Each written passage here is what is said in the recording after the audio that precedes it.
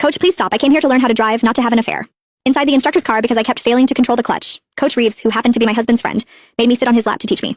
The problem was I was wearing a short skirt that day, and underneath it I wasn't even wearing safety shorts. Even worse, he actually pulled his member out and pressed it straight against me. My name is Winnie Miller. Recently, my company required frequent business trips, so I decided to get a driver's license. It just so happened that my husband's friend, Logan Reeves, was a driving instructor. He said he wouldn't charge me for lessons. On the day of practice, my husband, Daniel Miller, told me to dress nicely. After all, a wife's appearance is often seen as a reflection of her husband. I thought about it for a moment and put on the tight short skirt Daniel had bought for me. It hugged my curves closely, outlining my full round hips. The fullness of my chest swayed as I walked, rippling like water. Daniel stared, his eyes practically glued to me as he praised me again and again. Good, good, good. You look amazing in that. Logan is going to be so jealous. I shot him an annoyed look. Aren't you worried some other man might set his sights on your wife?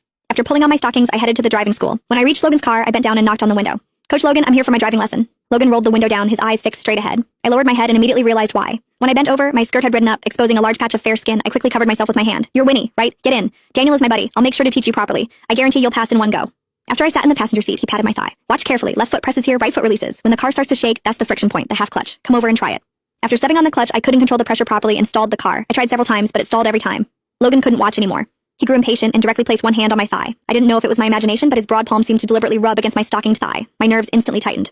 I'll teach you how to control the pressure. When I press with my hand, you release the brake. The closeness only made me more nervous. I hesitated and said, Coach, this isn't appropriate. My husband is your close friend. Touching my leg like this? He laughed loudly. What's there to be afraid of? I'm only anxious to teach you well because of Daniel. I'm not taking advantage of you. Other students don't even get this kind of attention. I relaxed a little. With his guidance, I stepped on the clutch. The car began to shudder gently.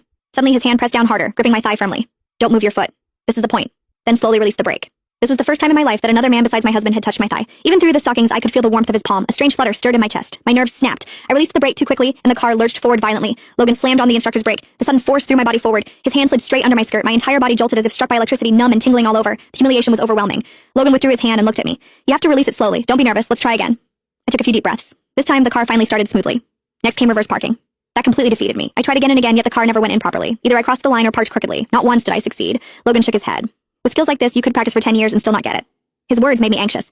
What am I supposed to do then? I have to start traveling for work next month. Not knowing how to drive won't work. Logan stroked his chin, his gaze openly leering. There is a way.